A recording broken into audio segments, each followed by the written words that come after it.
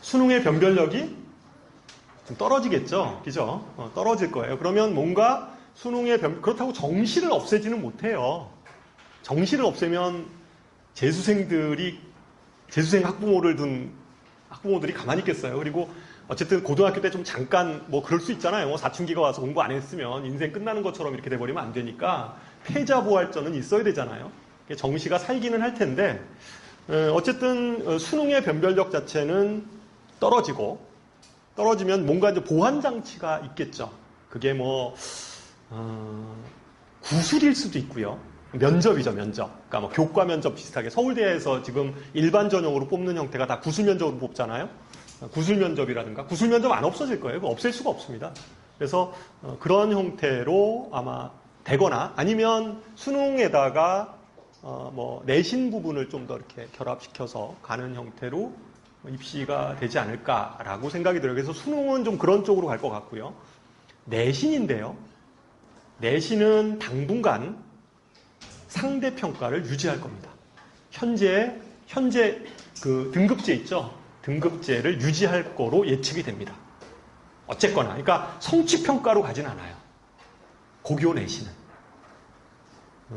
왜 그러냐면 현 정부에서 가장 중요하게 생각하는 것은 자사고 쪽을 없애려고 하잖아요. 그죠? 자사고를 특목고 자사고 쪽을 없애려고 해요. 기본적으로. 그런데 내신이 성취평가제가 되면 자사고들한테는 굉장히 유리하죠. 그렇잖아요. 그 학생부로 간다는 건데 학생부는 기본적으로 일반 고등학교하고 이런 자사고하고 비교하면 지방에 있는 자사고들 뭐 몇몇은 빼지만 그래도 어쨌든 그 수시로 보내는 그러한 전국형 자사고들하고 비교를 하면 게임이 안 돼요. 일반고가. 실제. 그러니까 학생 기록부 두께가 달라요. 두께가 다르기 때문에 그거를 놔둔 상태에서 만약에 그 성취평가로 가버리면 내신이 그러면 자사고가 굉장히 이제 막 인기 학교가 돼버리죠. 더. 그러니까 마치 그 불난데다가 이렇게 기름 붓는 꼴로 오히려 굉장히 더 이렇게 될 것 같아요. 그래서 내신은 기본적으로는 일정 기간 동안에 그 상대평가를 그대로 유지할 거예요. 현재처럼 상대평가를 유지하는 것이 기본 기조죠. 제가 왜 서두에 이런 얘기를 먼저 꺼내냐면 어쨌든 지금 현재 고입시 시장은 자사고나 특목고 쪽은 다소 불리하게 작용을 하고 있어요. 그렇잖아요. 그러니까 보통 왜 불리하냐면 자사고를 보통 어머님들이 선택하는 이유는 뭐 때문에 선택해요? 뭐 예를 들면 용인 외대부고 있죠. 외대부고를 왜 선택합니까? 예? 뭐 때문에요? 대학 잘 가기 위해서 보내는 건데 용인 외대부고를 가면 왜 대학을 잘 가요? 거기 내신 따기도 힘든데. 내신 따기 힘들어도 기본적으로 내신 거기서 잘 따주면 수시로 갈 수 있고 내신 못 따도 어디로 가요? 정시로 가면 되잖아요. 학교 분위기가 좋으니까. 그래서 자사고 보내려고 한 건데 수능의 변별력 자체가 떨어져 버리면 그죠? 떨어져 버리면 이제 좀 생각을 해야 되는 거죠. 이거 뭐지? 이렇게 될 수 있죠. 그리고 자사고는 사실은 교과부에서 마음만 먹으면 없앨 수 있어요.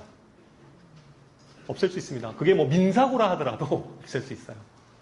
법적으로 이렇게 없앨 수가 있기 때문에. 근데 이제 뭐 그게 마찰이 좀 있겠죠. 마찰이 있는 부분이 있잖아요. 뭐 학부모님들이 가서 농성을 한다든가 뭐 등등의 이제 여러 가지 뭐 이렇게 뭐 복잡한 일들이 벌어질 수는 있는데 기본적으로 없애려고 마음을 먹으면 이제 없앨 수는 있는데 현재 교과부 쪽에서는 자연스럽게 도태되는 쪽으로 방향을 잡는 것 같아요. 그러니까 입시 정책 자체를 자연스럽게 좀 도태되는 방향. 앞으로 3년 후니까 그런 쪽으로 방향을 잡는 거다. 그래서 현재 그 뭐 어쨌든 발표는 안 났지만 수능은 절대평가로 방향을 잡은 것 같고요. 그 다음에 내신은 상대평가를 당분간 유지하는 쪽으로 가닥을 잡은 거로 정리를. 예? 그거는 뭐 지금 현재 왜 그거를 그럴 수밖에 없냐면 수능이 절대평가가 돼버리고 내신마저 절대평가가 돼버리면 변별력이 없을 수 있잖아요. 정시에서. 그러니까 그 부분이 좀 제일 우려스러운 거죠. 그러니까 두 개 다 절대평가로 갔을 때 실제 대입시의 변별력 자체가 확 떨어져 버리면 의도하지 않게 예전에 그런 적이 있었잖아요. 그 노무현 정부 때죠. 그때 절대평가 한번 했다가 1년 하고선 그 다음에 그냥 확 바뀌어버린 적 있잖아요. 그러니까 그런 그것들을 되풀이하고 싶진 않은 거죠. 그래서 기본적으로는 지금 수능은 어차피 절대평가로 가도 9등급 절대평가로 가면 다소 변별력이 있을 거라고 생각을 예측을 하는 거예요. 뭐 물론 인원수는 늘어나는 건 맞지만 그렇게 좀 생각을 하고 있는 거고 거기에 내신마저도 이렇게 가버리면 변별력 자체가 워낙 확 떨어져 버리고 또 한 가지는 제가 보기에는 자사고 부분을 염두에 둔 것 같아요. 성취평가로 가버리면 자사고에 너무 유리해져 버리니까 그럴 수 있잖아요. 그렇게 돼버릴 수 있으니까 실질적으로 어머님들이 자사고를 조금 두려워하는 이유는 우리 아이가 저 학교에 가서 밑에 깔아주는 거 아니야? 뭐 이런 생각 하시기 때문에 통상 그런 학교 지원 안 하는 학부모님도 많이 계시잖아요. 근데 이제 그것 때문에 그런 거죠. 지금 제가 얘기한 얘기는 근거 없는 얘기가 아니라 어제 저녁 한 5시쯤에 김상곤 교육부 장관 내정자가 매일경제신문하고 인터뷰한 내용이에요. 저도 이제 계속 지금 이렇게 모니터를 하고 있는데, 어쨌든 발표한 내용이고, 그 기조로, 지금 제가 얘기했던 기조로, 제가 그냥 지어낸 게 아니라 그 기조로 갈 거다라고 생각을 하십니다. 좀 더 자세하게 지금 요 내용에 대해서는 궁금하시면 저희 학부모 설명회가 한 번 더 있어요. 그 이슈를 가지고 한 번 더 있으니까 그때 한번 오시면 좀 더 자세하게 얘기를 하겠습니다. 제가 오늘 서두에 이 얘기를 먼저 꺼내는 이유는 이게 이제 영재고 입시도 자사고 입시하고 사실은 관련이 있잖아요. 우리 어머님들이 영재고 입시를 관심 있게 보는 이유도 뭡니까? 좋은 대학 보내기 위해서 이렇게 다 와 계시는 거라고 저는 생각을 하는데, 물론 우리 아이를 영재로 키우면 참 좋겠다 이런 생각을 해서 생각하실 수도 있겠지만 어쨌든 입시 쪽에 영재고에 들어가게 되면 유리하리라고 생각을 하니까 지금 이제 관심들을 많이 갖는 부분인데, 어쨌든 자사고나 외고 쪽은 어쨌든 좀 폐지 방침으로 가고 있고요. 현재 교육 기조가. 과거 얘기는 간혹 가다가 이렇게 나오기는 해요. 신문지상에 과거도 없애야 되는 거 아니야? 뭐 이런 얘기도 나오기는 하는데 과거까지는 손을 안 대고 있는 것 같아요. 영재고 얘기도 아직 안 나옵니다. 근데 영재고하고 과거는 손을 안 댈 것 같아요.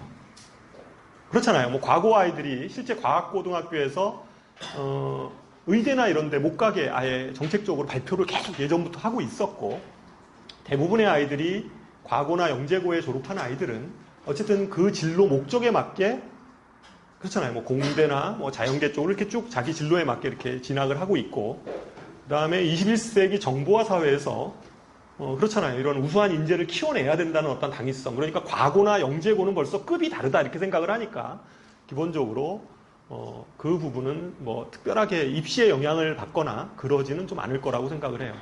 그렇다고 한다면 많은 학부모님들이 이제 자사고 자체가 좀 이렇게 봉쇄되면서, 그렇잖아요. 자사고 쪽으로 가서 좀 대입시 쪽에 좀 유리하게 좀 생각을 했던 어머님들이 자사고 쪽이 좀 아니다라고 판단이 들면 아니 영재고나 과고 쪽으로 이렇게 좀 방향을 선회할 가능성도 있죠.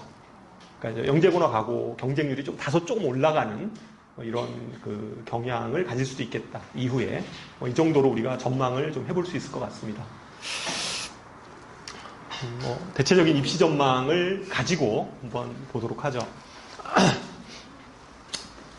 이 얘기는 다 아시는 얘기일 텐데, 그래도 혹시 이렇게 저학년 어머님들 같은 경우는 잘 모르시는 경우들이 있더라고요. 영재고는 전체 전국에 몇 개가 있어요? 8개가 있어요. 그죠? 전국에 8개가 있고, 대략 정원 내 학생들이 8개 영재고등학교의 전체 인원수는 800명이에요. 대략. 그러니까 전국에 800명의 학생을 뽑는 게 영재고입니다. 전국 학생들의 800명. 개 중에 좀 이렇게 헷갈려 하는 것 중에 하나가 뭐냐면, 영재고등학교하고 과학고등학교를 구별을 잘 못하시는 어머님들이 계세요. 영재고하고 과학고는 다릅니다. 뭐 배우는 내용은 비슷할 수도 있다고 얘기할 수 있지만 분명히 학교가 달라요. 근데 헷갈리는 이유 중에 하나는 뭐냐면 영재고등학교 이름이 다 과학고등학교라고 붙어 있어서 그래요. 그러니까 8개 영재고등학교에 보면 여기 영재고라고 써있는 학교들도 있겠지만 뭐 대구과학영재고 이렇게 붙어 있는 데도 있지만 대전과학고등학교 이렇게 써놨어요. 그리고 그 위에다가 영재학교 이렇게만 써놨거든요. 그래서 이제 어머님들이 보면 이게 영재고인지 과고인지 또 하면 이렇게 부르기도 해요. 이렇게 안 부르고요. 경기 같은 경우도 그냥 경기과학고 이렇게 불러요. 근데 경기과학고가 과학고가 아니라 영재고라는 거죠. 그래서 전국에는 8개 영재고가 있고 인원은 대략 한 800명 정도. 그러니까 이 학교에 들어가면 이 학교 들어가면 대학에서는 이 학생들은 거의 요새 수시전형 하잖아요. 수시전형으로 거의 대부분 뽑는다라고 보시면 되죠. 이 아이들은 거의 이렇게 하여튼 이런 학생을 좀 받으려고 엄청 노력을 하겠죠. 어쨌든 그래서 하여튼 8개의 영재고등학교가 있고 영재고등학교의 인원은 조금씩 좀 다른데 대략 오래된 학교가 한국영재, 부산에 있는 한국영재나 그 다음에 서울영재고등학교, 그 다음에 경기 이런 쪽이 좀 인원이 많아요. 거기는 한 120명 정도 정원 내에서 뽑고요. 정원 외 빼고 사배자 이쪽 전형 이런 거 빼고 대략 뽑는 게 한 120명.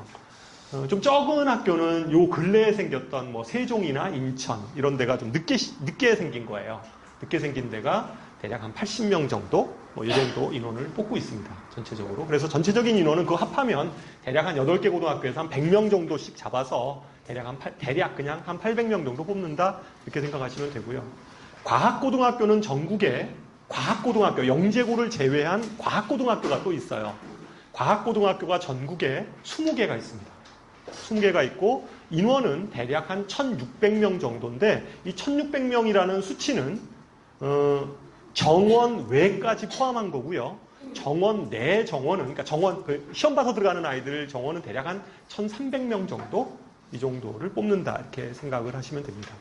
그러면 대략 영재고등학교 학생들하고 그 다음에 과학고등학교 학생들 합하면 대략 인원이 대략 한 2,000명 정도 내외 2,100명 정도 되는 거죠. 2,100명.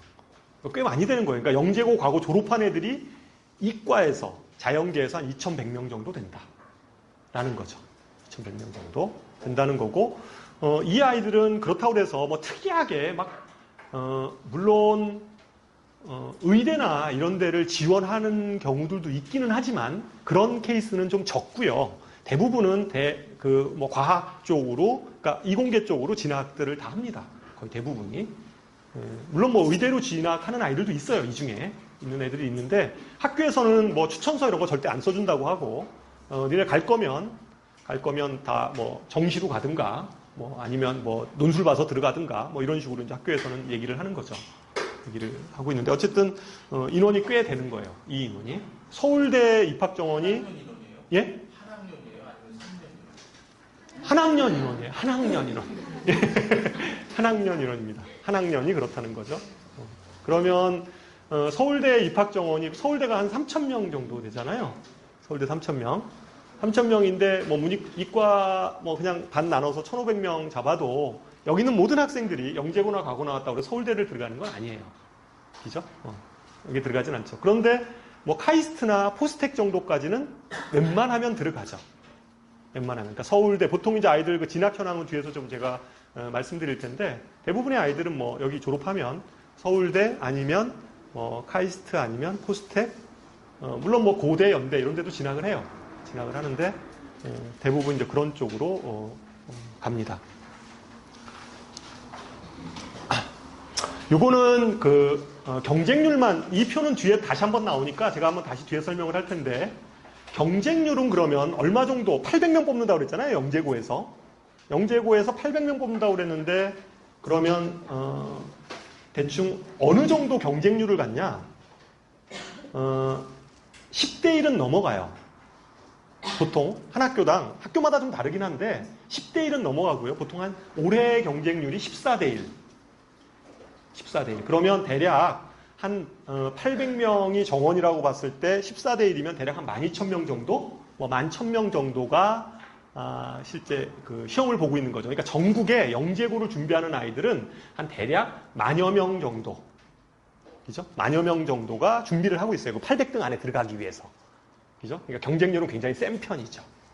센 편이죠. 그러니까 어쨌든 좀 한다 하는 아이들은 준비를 하니까 그 정도로 됩니다. 그래서 경쟁률은 한 14대 1 정도. 올해가 그렇고 작년이 15대 1이었는데요. 작년이 15대 1이었는데 작년보다 좀 떨어진 거는 인원수도 좀 줄고 학생 수도 좀 줄고 뭐 그런 영향이라고 이렇게 분석들을 하고 있습니다. 그렇게 돼 있고 요 자세한 내용, 요 내용에 대해서는 제가 다시 좀 뒤에 가서 다시 한번 얘기를 드릴게요. 경쟁률은 그 정도 된다. 그 다음에 진학 현황인데 작년 거예요. 2016년 건데 2017년 거는 아직 정리가 좀 안 돼 있어서 요새 이 국회의원님들이 바쁘셔서 아직까지 이것에 대해서 정리를 좀 하반기 정도 되면 나올 것 같아서 그런데 대략 비슷합니다. 보면 엄청나죠. 여기 보면 한과영은 좀 서울대를 좀 많이 가는 편은 아닌데요. 부산에 있는 한국과학영재고는 정책적으로 서울대보다는 카이스트를 추천을 해요. 왜냐하면 부산영재고는 카이스트 부설학교예요. 그래서 이제 그쪽을 많이 밀죠. 그런데 나머지 뭐 서울영재라든가 경기영재라든가 경기도에 있는 경기영재고 이런 쪽들은 좀 서울대를 많이 선호해요. 그래서 뭐 경기가고 같은 경우에 52, 서울가고 61, 반은 서울대 가는 거죠. 그죠? 그러니까 뭐 전교 학생들 중에서 대략 한 80%는 서울대, 그 다음에 카이스트, 포스텍을 다 진학을 하고 있다라는 걸 알 수가 있습니다. 실제 대부분 뭐 이렇게 가고. 그래서 뭐 그 다음에 작년에 대전영재가 처음으로 졸업생을 배출했어요. 처음으로 대전영재고가 작년에 처음 졸업생을 배출했는데 작년에 서울대를 48명 갔어요. 48명. 그러니까 합격자 수가 48명. 학교에 전화해 보니까 그렇다고 그러더라고요. 그래서 어쨌든 그 영재고를 들어가면 그 대부분의 학생들은 뭐 서울대나 카이스트나 포스텍 이런 데는 뭐 그냥 뭐 무난하게 다 간다 이렇게 볼 수가 있습니다. 그죠? 꿈의 학교죠. 꿈의 학교. 그리고 이제 뭐 이런 건 아실 거예요. 여기서 들어가면 이 학교들은 수능 이런 거 안 가르칩니다. 뭐 수능 공부 이런 건 안 해요. 그러니까 고등학교 일반 학생들이 배우는 그런 수능 공부하는 게 아니라 다 무슨 이 고급 수학, 고급 물리, 뭐 실험, 뭐 대학교, 뭐 이런 것들로 실험 설계 이런 걸로 다 이루어져 있어요. 주로 뭐 그러한 쪽으로 이렇게 연구하고 실험하고 이런 거의 대학교에서 취급하는 이러한 그 공부들을 하고 있는 겁니다. 그러니까 당연히 현재 학생부 종합전형에서는 굉장히 유리한 아이들이죠. 똑똑하기도 하지만 뭐 배우는 게 다 맨날 실험하고 이러는 거니까 자기 진로에 따라서 연구하고 보고서 쓰고 이런 게 얘네들 하는 일이 그거예요. 오히려 얘네들은 수능 시험 같은 건 잘 못 봐요. 그런 공부를 안 해서. 그러니까 수능 시험 만약에 수능으로 의대를 가려고 하면 굉장히 공부 혼자 열심히 해야 돼요. 학교에서는 안 가르쳐 주니까. 근데 머리가 좋으니까 이제 또 금방 하긴 하는데 어쨌든 학교에서는 수능 공부나 이런 건 전혀 안 시킵니다.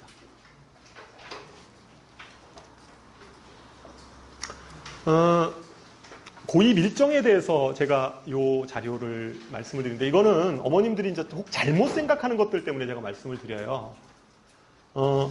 어머님들한테 이런 얘기하죠. 영재고 입시는 우리 아이는 영재는 아니어서 영재고 입시는 힘든데 그래도 과고는 한번 보려고 해요. 이렇게 말씀을 하십니다. 맞나요? 그렇잖아요. 우리 아이는 영재는 아니어서 영재고는 안 보려고 해. 우리 아이는 영재는 아니에요. 영재고는 안 돼요. 이렇게 얘기를 하면서 뒤에서 말씀하시는 건 그래도 과고는 한번 보려고 한다 이렇게 말씀을 하시는데 그 얘기가 뭐 맞을 수도 있지만 현실적으로 보면 그렇게 과고 들어갈 확률은 굉장히 적어요.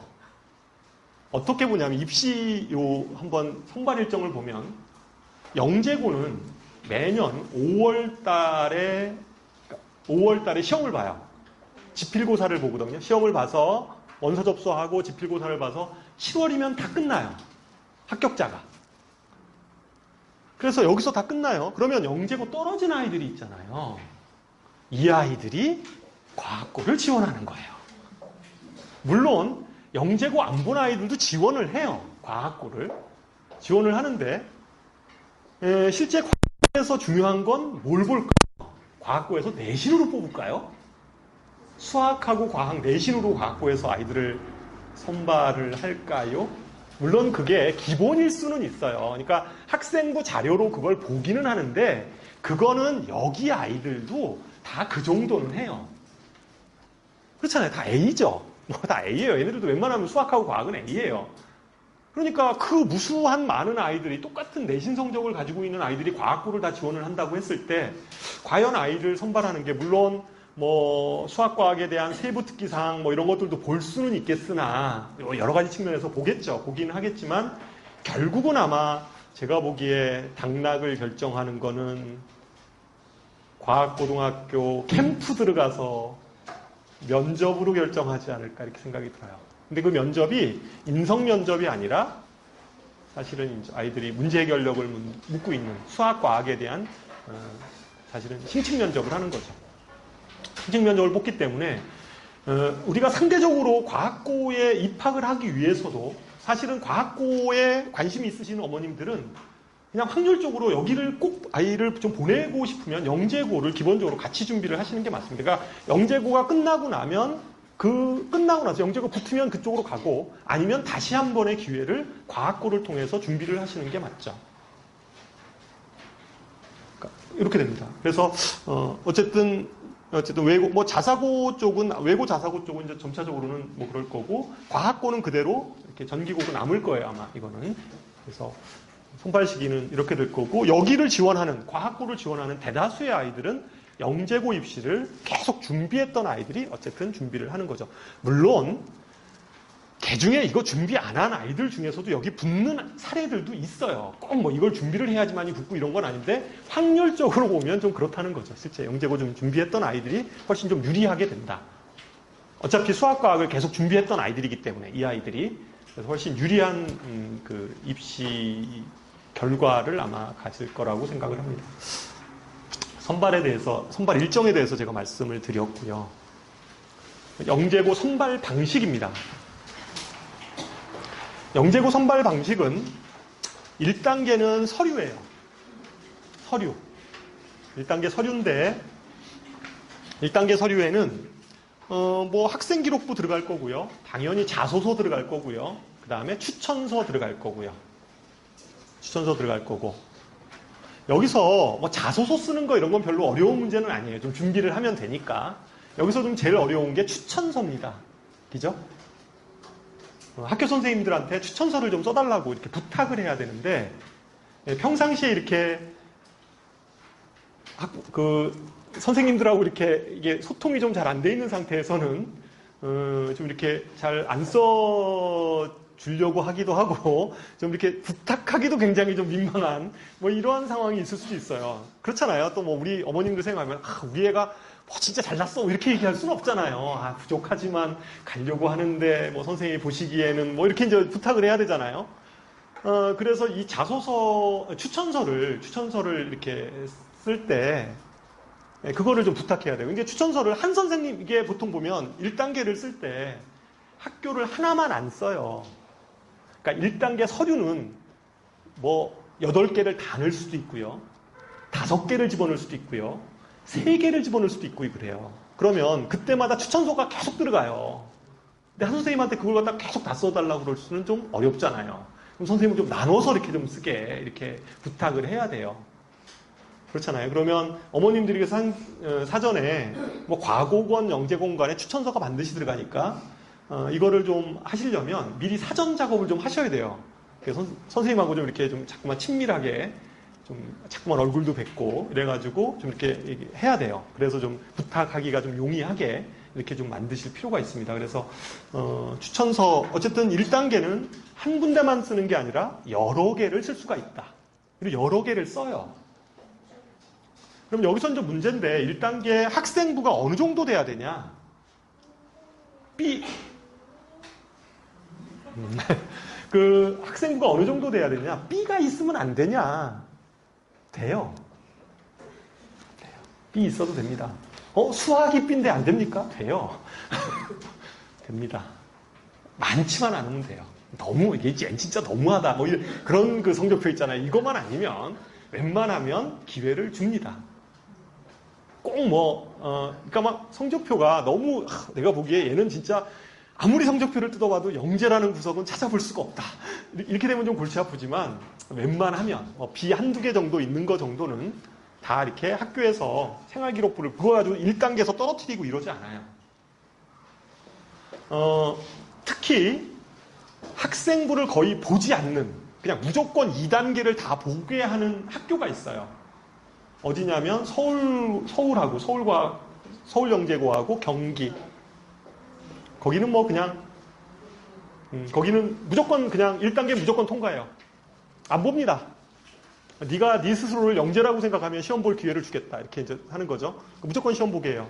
그러니까 대부분이 내신 성적이 좀 안 좋다고 B가 있는 학생들은 혹시 1단계 통과가 안 될 걸 염려해서 반드시 경기를 쓰죠. 반드시 경기를 써요. 경기는 무조건 붙여주니까. 여태까지 준비한 게 있잖아요. 그러니까 억울하잖아요. 1단계 통과하면 시험을 아무 데도 볼 수가 없으니까 1단계를 통과하기 위해서 그래서 반드시 경기를 쓰죠. 경기를. 서울은 잘 안 써요. 왜 안 쓸까요? 너무 세요. 너무 세서 거긴 가능성이 별로 없어서 겁나서 좀 잘 안 쓰는 편이고 물론 경기도 세요. 경기도 센데 그래도 이 지역은 또 경기를 좀 많이 쓰는 편이에요. 그러니까 내신 성적이 좀 안 좋으면 무조건 경기 플러스 뭐예요? 한 몇 개 써요. 혹시 모르니까. 그래서 몇 개를 써서 보통 한 3, 4개 정도를 써요. 1단계 서류를. 그럼 추천서를 3, 4명을 3, 4분이 선생님들이 이걸 써주셔야 돼요. 아이 그거를 다 학교마다 이렇게 좀. 물론 한 번 써놓으면 뭐 그거에 따라서 이렇게 좀 해주시면 좀 편하긴 할 텐데 거의 비슷하니까. 어쨌든 1단계는 거의 대부분이 뭐 B 있어도 통과해요. 물론 좋으면 좋죠. 그리고 학생기록부 들어갈 때 영재고는요 지워지는 게 없어요. 다 들어가요. 그러니까 지금 현재 자사고 같은 뭐 외고다 그럼 외고는 영어 성적만 들어가고 뭐 이런 게 있잖아요. 자사고다 그러면 세부특기사항 막 다 지워지고 막 이렇게 집어넣고 막 이러거든요. 근데 그런 것들이 없어요. 영재고는 법이 다릅니다. 그러니까 교육부에서 관할하는 법이 아니기 때문에 그러니까 영재교육특별진흥법에 의해서 그냥 뽑는 학생들을 선발하는 제도이기 때문에 그냥 성적표는 다 들어가요. 원본 그대로 다 들어갑니다.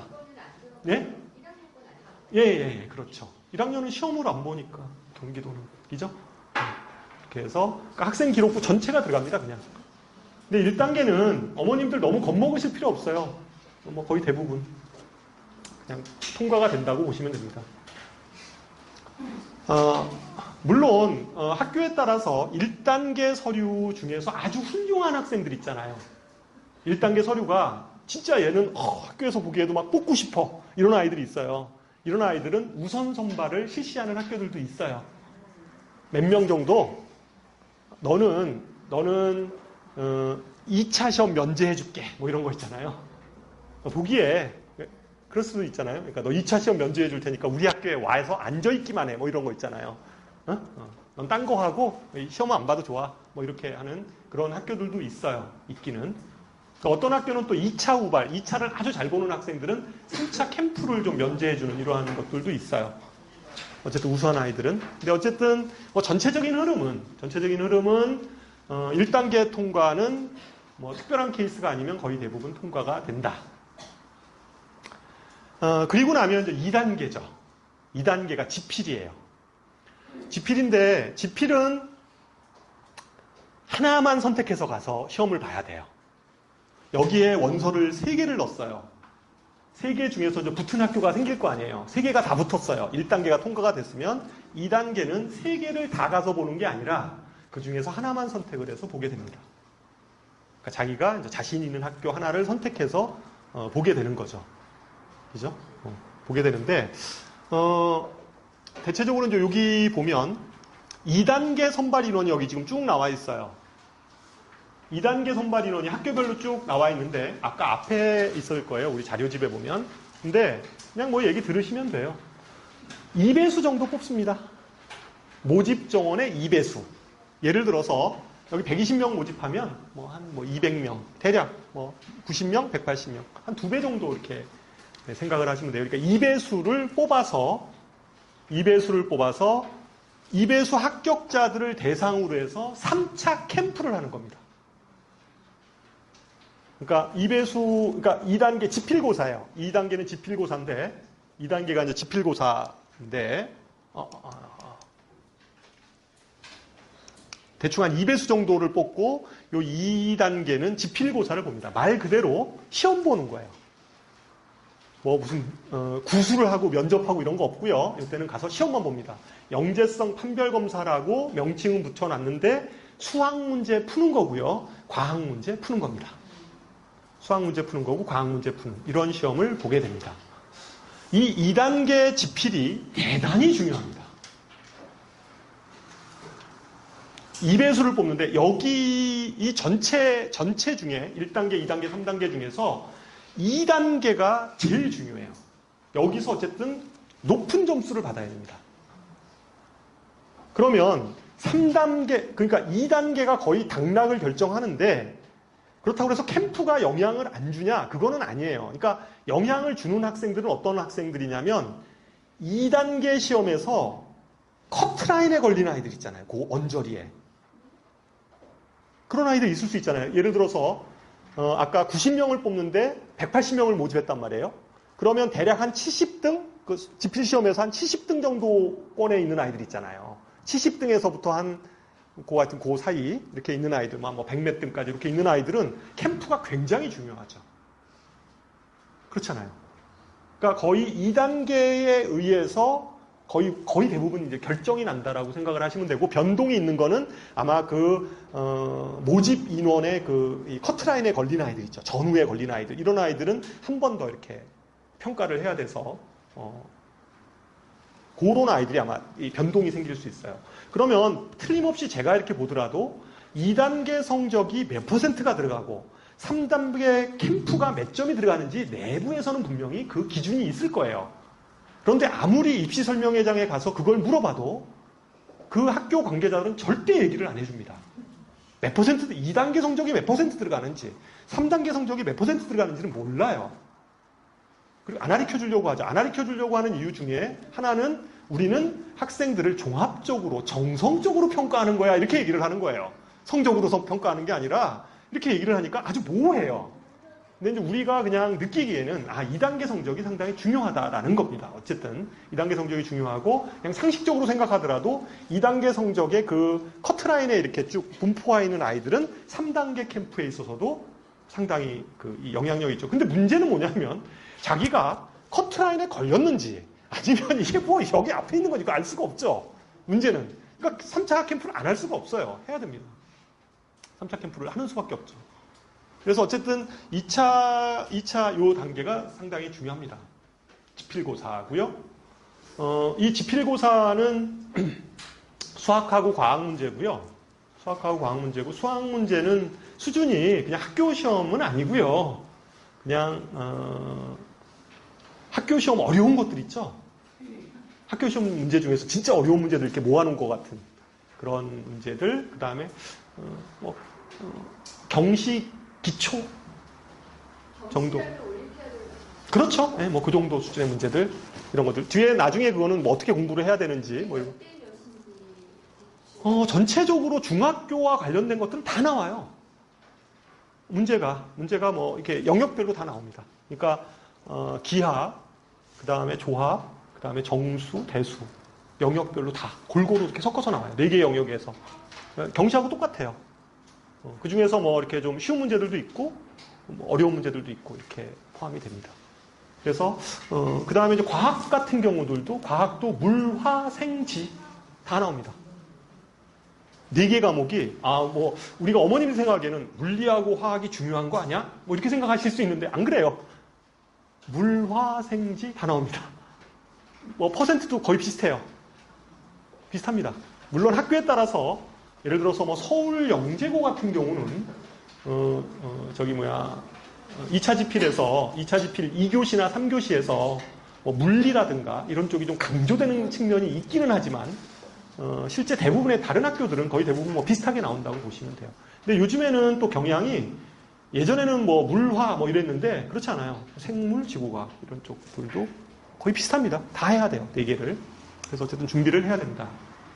그래서 여기를 통과하고 나면 2배수 정도가 통과가 되는데 통과된 학생들만을 대상으로 해서 3차 캠프에 들어가게 됩니다. 3차 캠프에 들어가면 뭐 여러 가지 실험 설계도 하고 뭐 등등의 것들을 많이 하는데 역시 중요한 건 3차 캠프 때도 뭘까요? 지필입니다. 또 봐요. 가서. 네. 가서 아이들은 뭐 여러 가지 활동을 해요. 뭐 조별 발표도 하고 뭐 설계도 하고 뭐 이런 것들은 하는데 그거는 조별로 하는 거고요. 그런 것들은 제가 보기엔 이럴 것 같아요. 진짜로 우리 학교에 그 뽑은 아이들 중에서 혹시 진짜 이상한 애가 들어와 있는 거 아니야? 뭐 이런 것들을 좀 골라내기 위한 거고 나머지는 대부분 면접이라든가 심층 면접 있죠. 심층 면접, 아이에 대한 심층 면접, 그 다음에 지필. 역시 학교별로 좀 다르긴 한데 어쨌든 간에 그것에 의해서 다시 검증을 합니다. 그래서 최종 1단계, 2단계, 3단계를 거쳐서 이제 최종 학생을 선발하게 되죠. 뭐 대체적인 영재고 입시 선발 방법은 아주 간단합니다. 이렇게 간단하잖아요. 그냥 뭐 원서너에서 시험 봐서 캠프 들어가가지고 하면 됩니다. 내용은 그렇습니다. 뭐 그랬고 뭐 여기서 보면 여기 잠깐 좀 여기 보면 서울과학영재고 이런 데는 좀 많이 지원을 안 해요. 워낙 센 학교라 엄두를 안 내서 그렇습니다. 그런데 여기 보면 경기과학영재고는 되게 많이 했죠. 여기는 학교가 약해서 그런 게 아니라 무조건 1단계를 통과시켜주는 거기 때문에 모든 학생들이 여기 다 써서 그래요. 이거는 그래서 그런 거고요. 허수가 너무 많은 학교고요. 나머지 학교들을 보면 여기서 광주가 있는데요. 좀 약간 특이한 게 광주예요. 광주는 광주의 과학고등학교 기능을 같이 합니다. 영재교가. 그래서 반은 지역으로 뽑고요. 네, 반은 전국으로 뽑고 이런 거예요. 그러니까 영재학교긴 한데 일부 반은 과학고등학교의 기능을 하는 거죠. 광주에서. 그러니까 그런 형태로 돼서 여기는 반이 좀 적어요. 그래서 45명. 그러니까 90명 중에서 45명을 전국으로 뽑는데 그러니까 이제 어머님도 생각하기엔 야 이거 45명을 뽑으니까 불리한 거 아니야. 딴 데는 90명인데 전국에서 여기 45명 뽑으면 되게 불리한 거 아니냐 이렇게 생각을 하기도 해요. 그리고 잘 모르시는 이 분들은 여기는 막 안 집어넣으려고 해요. 그런 경향들도 있어요. 인원이 적다고 여기 해봐야 안 된다고 생각하는데 그렇지 않습니다. 그렇잖아요. 저희 학원에서 2명 집어넣었거든요. 여기에 1명이 됐어요. 2차 통과된 게 우리 최종 올해 기준에서 2명 집어넣었는데 1명이 2차 지필에 통과했어요. 2명 중에. 그러니까 뭐 많은 거잖아요. 사실은 2명 했는데 1명 들어갔으면 50%인데. 그죠? 그래서 실제 2차 통과하는 부분이 인원이 적다고 그래서 꼭 그런 건 아니에요. 네, 뭐 이런 세종이나 인천 이런 데 가까웠기도 하고 예술영재라고 붙어 있는 데가 있는데 그건 뭐 별로 의미는 없어요. 앞에 뭐 예술이 있어서 여기 뭐 혹시 예체능 애들 가는 거 아니야? 뭐 이렇게 생각하실 수도 있는데 그런 거 전혀 상관없습니다. 이름만 그냥 예체. 그러니까 요새 문이과 통합 뭐 이런 개념으로 좀 받아들이시면 돼요. 그러니까 너무 그 자연계 쪽, 이공계 쪽만 생각하는 게 아니라 좀 이렇게 그 인문학적인 어떤 소양 이런 것들도 좀 이렇게 아이들을 기르게 하는 학교였으면 좋겠다라는 취지예요. 그래서 예술자가 붙은 겁니다. 뭐 전체적인 그 영재고 입시나 흐름은 아까 제가 설명했던 내용들이고요. 그러면 이제 중요한 게 이거죠. 어떻게 준비해야 되냐 이런 건데요. 일단 영재고 입시는 기본적으로 선행이 중요하지 않습니다. 선행학습은 전혀 중요하지 않아요. 무슨 뭐 고등학교 선행이 미적분까지 돼 있건 무슨 이런 거 다 필요 없어요. 그런 건 필요 없고요. 영재고 입시에서는 중등 과정에 대한 심화입니다. 중등 과정의 심화. 그러면 선행을 얘네들은 전혀 안 하냐? 어디까지 정도만 하면 되냐면요. 고등학교 1학년 과정. 고등학교 1학년 과정까지만 준비가 돼 있으면, 선행이 돼 있으면 무조건 영재고 입시에 수학은 도전해 볼 수 있습니다. 그러니까 선행은 그런 거예요. 그러니까 영재고 입시한 애들이 무슨 고등학교 과정이 다 끝나 있고 이런 거 아닙니다. 절대로 아니에요. 오히려 영재고 입시를 준비하는 아이들은 선행을 안 합니다. 저희 학원에서도 선행 공부를 시키진 않아요. 걔네들한테는. 선행 공부를 시키기보다는 그냥 뭐를 시키냐면 경시를 시키는데요. 파트별로 시키는 거죠. 그러니까 4개의 영역으로 시킵니다. 기하, 아까 얘기했듯이 기하, 조합, 그 다음에 정수, 대수. 이 4개 파트를 가지고 준비를 시키고요. 학교 영재고 입시 시험에서 나오는 것도 그 4개의 영역에 의해서 출제를 하고 있는 겁니다. 출제를 하고 있는 거죠. 그러면 어떤 공부를 시키는 거냐면 주로 시험의 문제 양태가 그 경시 형태의 문제이기 때문에 KMO 준비를 시키는 겁니다.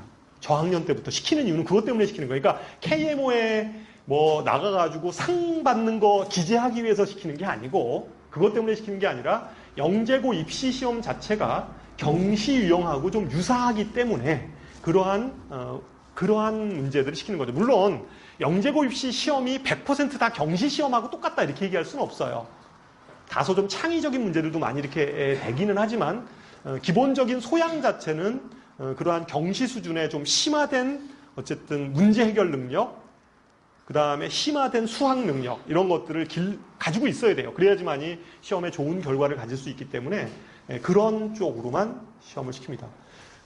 이 부분에서 많은 어머님들이 중학교 2학년, 지금 2학년 어머님들 같은 경우에 이런 고민이 있으실 수 있어요.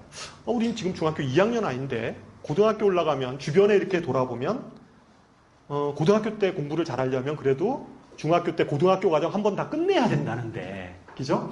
그때까지 한 바퀴 다 끝내야 된다고 하는데, 주변에서 우리 애는 선행은 안 하고 맨 경시 문제만 계속 풀게 하면 선행은 어느 세월에 하냐 이런 생각이 들 수 있잖아요. 중학교 3학년 7월 달까지는 선행 안 하고 계속 이거만 시킬 건데요. 그러니까 경시 수학만 시켜요. 선행 안 시키고. 그냥 선행은 고등학교 1학년 과정이 끝입니다. 1학년 과정 뒷부분은 잘 시키지도 않아요. 거기 지수로그 파트라든가 이런 건 영재고 입시에 나오지도 않고 이러기 때문에 그런 것도 시키지도 않아요. 그래서 실제 선행 부분이 굉장히 안 나가 있어요. 아이들이. 영재고 입시하는 아이들은 선행이 거의 안 돼 있다시피 해요. 실제. 그러면 이제 불안하죠. 주변에 보면 얘가 만약에 붙으면 괜찮은데 떨어졌을 때 출구 전략은 뭐냐, 수학에서. 이게 도대체 얘가 이렇게 영재고 막 준비하다가 떨어지면 다른 애들은 막 선행 나가 있고 2번 받니 3번 받니 이러는데 우리 아이는 영재고가 붙으면 괜찮지만 떨어지면 얘 손해하냐? 이런 생각을 하실 수도 있어요. 그런데 그거는 걱정 안 하셔도 됩니다. 왜냐하면 이 정도 수학을 준비하고 했던 아이들은 그냥 영재고 시험 끝나는 그 7월 있잖아요. 그때부터 중3 겨울방학 2월까지 그냥 돌리잖아요. 그러면 고등학교 선행은 한 번 다 끝내요. 그 정도의 실제 학습 능력을 가지고 있습니다. 그렇게 훈련이 돼 있고 아이들이. 그러니까 그런 거 걱정하지 마세요. 오히려 고등학교 올라가면 훨씬 어려운 문제들 있잖아요. 지금 학교는 9등급제로 간다고 그랬잖아요. 어려운 문제도 굉장히 많이 냅니다. 실제 여기 낙생고등학교 같은 데 보면 중간고사 문제에 경시 문제가 2문제인가 나왔어요, 이번에. 예, 진짜 경시 문제가 2문제 한번 확인해 보세요. 2문제가 나와가지고 애들 반평균 점수가 50 몇 점인가 그래요. 전체 평균 수학 점수가. 그러면 거기서 고득점 맞는 아이들은 그럼 어떤 아이들이냐? 꼭 경시 문제를 다뤘기 때문에 그런 게 아니라 이제 어려운 문제를 해결하는 능력이잖아요. 이런 것들을 풀 수 있는 역량이 누가 더 높겠냐? 그냥 선행만 한 아이와 중학교 때부터 이렇게 그냥 진짜 어려운 이러한 문항들을 해결하려고 노력을 하면서 이렇게 공부한 아이들과 실제 차이를 보면 그건 게임이 안 됩니다. 그러니까 어떤 어려운 문제가 나오더라도 내신에서도 굉장히 강점이에요. 그래서 그거를 시간적으로 뭐 이거를 이렇게 이게 뭐 이렇게 선행 안 하니까 이게 뭐 이렇게 불리한 거 아니냐 이런 생각 갖지 않으셔도 됩니다. 수학에 있어서는 그래요. 그래서 대체적으로 수학은 어쨌든 심화 위주로 진행을 한다. 뭐 이게 제 얘기고요. 그다음에 이제 과학인데 과학은 4과목을 다 해야 된다고 그랬잖아요. 물, 화, 생지 이걸 4과목을 다 해야 돼요. 4과목을 다 해야 되기 때문에 영재고 입시를 하려고 하면 사실은 학원비가 많이 듭니다. 그렇잖아요. 4과목을 해야 되니까 거기다 수학도 해야 되잖아요. 그러면 수학, 그 다음에 과학 4과목을 다 해야 돼요. 그러니까 학원비가 사실은 좀 많이 듭니다. 그랬을 때 이제 과학은 어느 정도 수준이냐면 과학도 중학교하고 관련된 내용들을 충분히 심화시키는 정도까지를 해야 돼요. 충분히 심화되는 정도까지를 해야 됩니다. 보통 물리 1, 물리를 기준으로 한 물리 1, 물리 2 정도까지. 근데 뭐 2 내용을 다 하진 않지만 중학교하고 관련된 거는 다 하는 거죠. 그죠? 뭐 화학도 그렇고 생물도 그렇고 지구과학도 그렇습니다. 지구과학도 이제 그렇게 그 정도 수준으로 시키는 거죠. 그러니까 원은 고등학교 때 배우는 원 정도는 다 하는 거고요, 실제. 중학교하고 연결된 2과목까지도 이제 아이들이 시켜서 하는 거예요. 내용 자체가. 그래서 이 과학이 4과목이나 되다 보니까 다소 늦게 시작하는 아이들 있죠. 이런 애들은 과학이 좀 급해져요. 그러니까 중학교 정도 수준 정도로만 이렇게 과학이 돼 있는데 갑자기 이런 아이들 있잖아요. 중학교 2학년 지금쯤 혹시 이 중에도 있을 수 있어요. 우리 아이가 영재고를 갑자기 가고 싶어 하시는 거죠. 아이가 영재고를 가겠다고 하는 거예요. 근데 과학은 하나도 안 돼 있고 수학도 이제 하나도 안 돼 있어요. 이게 되냐 뭐 이런 생각을 하실 수 있잖아요. 늦은 거 아니야? 이거 너무 늦은 거 아니야? 근데 다소 어쨌든 수학도 그렇지만 과학도 사실은 굉장히 일정상으로 보면 촉박합니다. 일정상으로 보면. 왜 4개를 어쨌든 그 정도를 중학교 때 해내야 되니까. 그래서 가장 좋은 건 한 중학교 1학년 때 혹시 영재고에 뜻이 있건 없건 간에 과학을 조금씩 해놓으면 선행으로 수학처럼 해놓으면 훨씬 유리합니다. 그렇잖아요. 최소한 뭐 물화 정도라도 좀 이렇게 좀 끝내놓으면 생지 쪽만 좀 이렇게 좀 달라붙어서 좀 더 하면 좀 나올 수 있잖아요. 그래서 어쨌든 간에 1학년 때부터 좀 이렇게 준비를 해주면 좋고요. 과학은 그렇습니다. 중학교 께 끝나야지 고등학교 거를 해야 된다는 생각을 안 가지셔도 돼요. 그렇게 돼 있지 않아요. 그러니까 수학은 단계적으로 중학교 께 좀 돼야지 고등학교 거를 공부를 할 수가 있게 돼 있잖아요. 근데 과학은 안 그렇습니다. 과학은 그냥 중학교 거 없이도 물리를 들을 수 있고요. 중학교 거의 지식 기반이 없이 그냥 화학을 들을 수 있어요. 선생님이 그렇게 다 설명을 합니다. 처음부터 끝까지. 다 이렇게 선생님들이 설명을 하니까 기본적으로 영재 입시관에서 설명하는 과학이나 이런 거는 기본적으로 아이들이 다 모른다라고 생각을 해서 처음부터 이렇게 쭉 설명을 해서 깊이 있는 것까지 이렇게 진행을 합니다. 그래서 영재고 입시를 준비를 하려면 과학은 좀 미리 조금 좀 땡겨서 좀 시작하면 좋다. 그리고 그거는 고등학교를 위해서도 좋을 것 같습니다. 그러면 이 과학이 실제 4과목을 중학교 때 공부를 하다 보면 시간도 많이 뺏기고 그렇잖아요. 시간도 많이 뺏기고 사실은 뭐 금전적으로도 비용적으로도 많이 들어가는데 애들이 혹시 또 영재고에 떨어지면 이거 쓸데없는 짓 한 거 아니야? 라고 생각하기가 그건 안 그렇겠죠. 그런 생각은 안 하시겠죠. 그죠? 고등학교 가면 이과를 가려고 한다면 기본적으로 그렇잖아요. 이과를 가려고 한다면 앞으로는 고교 선택 학점제라고 그랬잖아요. 학점제, 고교 학점제. 그러니까 자기가 원하는 과목을 선택해서 듣잖아요. 자기가 만약에 공대를 간다. 그러면 그러한 과목에서 과학을 좀 많이 이렇게 듣는 오히려 그럴 거예요. 자기가 선택해서. 그러니까 다른 과목보다도 오히려 수학이나 과학 쪽에 많이 치중해서 이렇게 수강 신청을 하게 되고 그것에 대해서 이렇게 점수를 딸 수 있고 그 다음에 학생부 종합 전형을 위해서도 학교에 뭐 경시대회 이런 것들이 많이 열려요. 상 주기 위해서. 그죠? 그럴 때 고등학교 가서도 굉장히 유리하죠. 이 아이들이. 설사 영재고에 떨어져도. 제가 가리키는 제자 아이들 중에서도 보면 대부분 과학이나 이렇게 과학 쪽에 학교 경시나 수학의 경시, 학교에 보면 수학 경시 대회도 있고 고등학교에 과학 경시 대회 이렇게 이런 것들이 있어요. 그 아이들 비교과 챙겨준이라고 학교에서 이렇게 권위 있는 그러한 대회들을 엽니다. 1년에 몇 차례씩. 실제 그런 데서 아이들이 수상하는 아이들 같은 경우에 보면 대부분이 중학교 때 이러한 과학 올림피아드 이런 것들을 준비했던 아이들이에요. 그러니까 수준 자체가 여기서는 과학에서는 올림피아드 준비를 좀 시키죠. 1년에 한 번씩 뭐 물리 올림피아드, 화학 올림피아드 이런 게 있어요. 그러니까 그러한 시험에 아이들을 좀 참가시켜서 그때 활짝 아이들 기량을 확 끌어올립니다. 시켜서. 그래서 그런 준비들을 하면서 영재고 준비를 같이 하게 되는 거죠. 그러니까 올림피아드를 준비를 시키는 것은 수학이나 과학이나 다 뭐 상 받기 위해서 그런 게 아니라 아이들의 역량을 높여주기 위해서 그런 것들을 이제 활용하는 겁니다. 대부분의 영재학교 애들은 다 그렇게 준비를 하고 있습니다. 그래서 그냥 제가 지금 여태까지 얘기했던 내용들을 다시 한번 좀 정리를 해보면 현재 초등학교 6학년이나 중학교 1학년 학생들 이런 학생들은 수학에 있어서는 그냥 KMO 준비를 시키면 됩니다.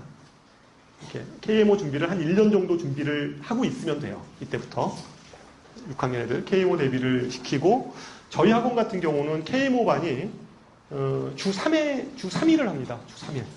월수금이면 월수금, 화목토면 화목토 이렇게 3일을 수업을 하게 되고요. 물론 올 때 좀 많이 시킵니다. 보통 한 6시부터 시켜서 10시까지는 그냥 기본적으로 시키고요. 그 다음에 남겨서 12시까지 좀 또 더 공부를 시킵니다. 독서실로 이동을 시켜서 그러니까 아이들이 6시에 오면 밤 12시까지 공부를 하는 거예요. 수학을.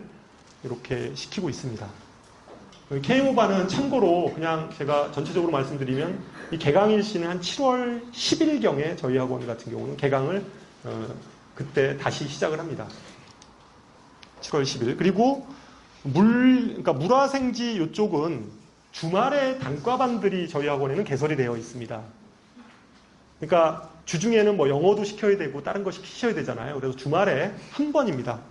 주 1회. 그래서 물화생지 단과반이 개설되어 있으니까 이것도 이렇게 중간에 초등학교 6학년 어머님이나 중1 어머님들은 지금 만약에 준비를 좀 하고 싶은데 그러면 이런 단과 수업 부분들을 과학도 좀 시키는 게 좋습니다. 일단은 물리하고 화학 중심으로 먼저 시키시는 게 좋으리라고 생각을 합니다. 그러면 중학교 2학년들은 어떻게 하는 게 좋으냐면 현재 중학교 2학년인데 영재고 입시를 준비해야 되겠다라고 생각을 하면 이것도 저희가 7월 10일 날 개강을 하는데요. 똑같이 7월 10일 날 개강을 하는데 중학교 2학년 아이들은 입시반입니다. 이때부터는 주 7일을 나와야 됩니다. 월요일부터 일요일 날까지 주 7일을 나와야 되고요. 오로지 영재고 입시에 매진합니다. 그래서 수학이 3일이고요. 물리하고 화학, 그 다음에 생물, 지구과학이 각각, 그러니까 물리, 화학, 생물, 지구과학이 다 들어갑니다. 그래서 일요일 날까지 이렇게 시간표가 짜져 있습니다. 그냥 아예, 그러니까 쉽게 얘기하면 종합반이라고 보시면 됩니다. 그러니까 여기에 입시반에 아예 들어와서 수학하고 그 다음에 과학 4가지를 다 준비를 합니다. 중학교 2학년 어머님들 중에서 일찍 준비하신 어머님들은 별로 좀 크게 문제는 없습니다. 그런데 그리고 영재고 입시는 좀 일찍 시작하면 시작할수록 훨씬 붙을 확률이 높습니다. 일찍 하면 할수록 1년이라도 일찍 시작하면 아니면 6개월이라도 일찍 시작하면 훨씬 붙을 확률은 높아져요. 높아지는데 그리고 늦게 시작하면 시작할수록 붙을 확률은 점점 희박해집니다. 그런데 우리 아이는 중학교 2학년 때까지 여태까지 영재고 입시나 무슨 경시, 뭐 KMO 이런 건 전혀 한 일도 없는데 지금 해서 붙을 가능성이 있냐라는 질문이 있으실 수 있어요. 그냥 사례를 가지고 말씀을 드릴게요. 작년에 저희 학원에 올해 저희가 그러니까 보통 보면 뭐 이건 그냥 현실이라 제가 그냥 말씀을 드립니다. 솔직하게. 초등학교 때부터 막 영재고 입시를 일찍부터 준비한 애들은 대부분이 다 대치동에 나가 있습니다. 대치동에 나가 있어요. 그게 분당만 해도 그래요. 다른 지역도 마찬가지입니다. 다른 지역들도 만약에 뭐 용인이다, 수지다, 그 중에서 진짜 뭐 초등학교 때부터 막 그 영재고 입시 진짜 딱 잡아가지고 이렇게 계획 세운 어머님들, 자녀분들은 대부분이 다 이렇게 그 대치동에 나가 있어요, 현재. 뭐 그게 현실입니다. 뭐 저희도 인정을 합니다. 인정을 하는데, 저희 학원에 같은 경우는 아이들이 이제 어떤 아이들이냐면 대체적으로 늦게 시작하는 아이들입니다. 저희 학원에 이제 오시는, 물론 그 중에 그거를 저희가 고치기 위해서 저희도 특목센터 이런 거에서 이제 올해부터 좀 이게 막 되게 밑에서 이렇게 올라오게 이렇게 구조를 좀 만들어냈어요. 그래서 실제 좋은 아이들이 많이 올라오고 있는데, 올해 시험 본 아이들만 하더라도 작년에 진짜로 공포의 외인 구단이었습니다. 그냥 외부 애들 이렇게 쫙 모아서 막 한 2학년 2학기 때 해보겠다고 이런 애들 있잖아요.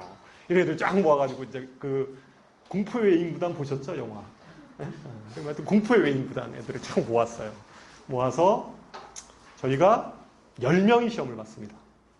10명, 영재고 입시를. 걔네들의 대부분의 아이들은 일찍 시작한 애들이 아니에요. 다 7월 달도 아니에요. 9월, 9월, 겨울방학 때 시작했다는 애들도 나타나기도 하고 뭐 이랬어요. 근데 그냥 다 받았습니다. 해보겠다고 하니까. 그래. 너 떨어질 수도 있어. 근데 떨어져도 남는 게 있을 거야. 이렇게 하다 보면. 이렇게 하면 남는 게 있을 거야. 거의 뭐, 저희가, 거의 입시에 가까워지면 새벽 1시까지 시켜요. 선생님들 계속 남아가지고 애들 계속 점검하고 이렇게 시킵니다. 10명 중에 지금 2차 발표 있죠? 2차 발표. 2배수. 2배수 발표에 저희가 대신에 늦게 시작하는 아이들은 서울과학고 힘듭니다. 안 돼요. 그건 불가능합니다. 그건 뭐 지금 시작했는데 서울과학고를 붙여달라. 이거 못합니다. 저희 못합니다. 그거는 못해요. 경기과학고도 좀 쉽지 않습니다. 아이가 뛰어나지 않고서는. 그러면 대부분이 어디 쓰냐면 대전, 세종, 광주, 대구 뭐 이런 쪽이에요. 한과영도 좀 쉽진 않아요. 그것도 영재과학고의 1호입니다. 거기가. 거기도 쉽진 않아요. 근데 그 학교들을 좀 제외한 학교들은 늘 수 있습니다. 그래서 저희 학원 같은 경우에 올해 지금 저번 주에 세종과고 발표 났거든요. 세종과고 저희가 10명인데 그 중에 3명이 세종과고를 봤어요. 2명이 됐습니다. 그 늦게 시작하는 애들을 시켜서. 그 애들이 뭐 그렇다고 다 전교권이냐. 그렇지 않아요. 걔네들 보면. 막 삐 있는 애들도 있습니다. 이렇게. 과목에. 그 다음에 광주 있죠. 광주 2명 중에 1명 붙였습니다. 대전과고 있죠. 아까. 대전과고 2명에 1명 붙었어요. 그러니까 저희가 6명 중에 4명 붙인 겁니다. 아니구나. 10명, 그러니까 지금 현재 아직까지 인천은 발표가 아직 안 났어요. 인천은 저 뒤에 이제 발표가 나서 아직 인천은 한 7월 달에 발표가 되니까. 그러니까 세종은 3명 중에 2명 붙었죠. 3명 시험 봤는데 2차를 저희가 2명 통과시켰어요. 그 늦게 시작했던 애들을. 그 다음에 대전도 2명 중에 1명 붙였고요. 광주도 2명 중에 1명 붙었어요. 실제. 그럼 저희가 7명 중에서 4명을 합격을 시킨 거예요. 2차로. 물론 걔네들이 3차에 또 관문이 있습니다. 그래도 대단한 거죠. 그 늦게 시작하는 아이들이 의지만 있으면 된다는 거죠, 실제. 근데 물론 문제는 아이가 하려고 하는 의지가 있어야 돼요. 그렇지 않고 그냥 야, 너 한번 해봐라. 좋대는데 이래가지고 내가 못 버텨요. 의지가 있으면 하려고 하면 꼭 늦게 시작하는 게 물론 좀 더 일찍 시작하면 훨씬 확률은 높아져요. 그건 분명합니다. 왜냐하면 과학 같은 경우도 한 번 보고 시험 볼 걸 2번 보면 훨씬 유리할 거 아니에요. 그죠? 수학 같은 경우들도 뭐 경시 준비할 때 좀 1학년 때 좀 준비하고 2학년 때 더 하면 훨씬 확률은 높아집니다. 그러면 그런 아이들은 학교가 레벨이 달라져요. 뭐 레벨이 달라지죠. 뭐 한국이라든가 뭐 경기라든가 이런 데를 쓸 수 있어요. 그 밑에 학교들은 당연히 붙는 거고요. 실제. 안전이죠. 안전. 이런 식으로 되는 거죠. 영재학교는 아까 제가 얘기했듯이 800명이라고 제가 말씀드렸잖아요. 800등 안에 든다는 것은 800등 안에 든 대부분의 아이들이 그 중에서 거의 한 뭐 60%는 대부분 다 서울대를 진학하고 있고요. 그렇잖아요. 그런 아이들이거든요. 800등 안에 드는 거거든요. 전국에 800등 안에 들어가는. 그래서 어쨌든 뭐 여전히 현재 입시 체계에서도 뭐 이렇게 늦게 시작했다 이렇게 생각하실 필요가 꼭 없는 건 아니니까 보통 어머님들 늦게 아마 다른 데 영재 보통 영재고 입시 많이 하는 데 있잖아요. 뭐 대치동 같은 데 가면 뭐 한 반에 막 한 30명 이렇게 모아놓고서 뭐 한 20명 이렇게 모아놓고서 막 강의하고 이래요. 실제. 근데 이제 그 중에서 실제 그 나머지 밑에 애들 있잖아요. 이렇게. 그 애들은 그냥 사실 어떻게 보면 들러리죠. 들러리고 이제 잘하는 애들 위주로 이제 팍 진행을 하는 거죠. 그러니까 저희가 이제 그런 애들 이제 나오면 이제 저희 학원으로 와요. 어떻게 좀. 저희가 막 길러냅니다. 이렇게 해가지고. 길러내는데 어쨌든, 그런 그냥 그러한 사례를 보더라도 뭐 이렇게 늦게 시작한다고 해서 꼭 뭐 안 되고 그런 건 좀 아니라고 생각을 합니다. 대체적인 한 연간 커리큘럼은 7월부터 시작을 해서 한 10월까지 기본을 시작을 하고요. 기본 과정을 시작하고 11월부터 2월까지 방학 끝날 때까지 좀 심화 과정을 진행을 하고 크게 보면 그 다음에 나머지 3, 4, 5월을 파이널로 진행을 해서 이렇게 최종 합격 그걸 합니다. 그거 끝나고 나면 붙은 학생들만을 대상으로 해서 캠프 대비 들어가고요. 캠프 대비 들어가서 캠프해서 최종 합격하는 이런 식의 스케줄로 진행을 하게 됩니다. 그래서 다른 것보다도 저는 그렇게 생각합니다. 만약에 아이가 지금 현재 상황에서 아이가 의지만 있다면 영재고 입시에 한번 도전해 보시면 그게 결코 시간 낭비이거나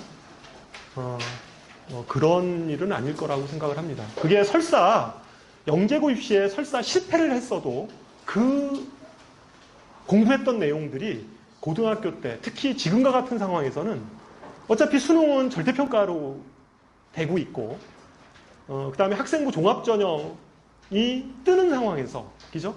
아이를 어떤 역량 있는 인재로 키워내는 그러한 것들은 굉장히 중요하고 그게 중학교 때 이런 것들이 서서히 다듬어지면 요새 중학교 보면 뭐 일제고사도 없애고 중간고사도 없애고 기말고사도 없애고 막 이러려고 막 움직임들이 있잖아요. 요새 혁신학교들이 그렇잖아요. 그러한 시기에서 아이들이 그렇게 준비만 할 수 있으면 굉장히 좋은 인재로 커나갈 수 있지 않을까 이런 얘기를 드리면서 제 설명을 마치도록 하겠습니다. 감사합니다.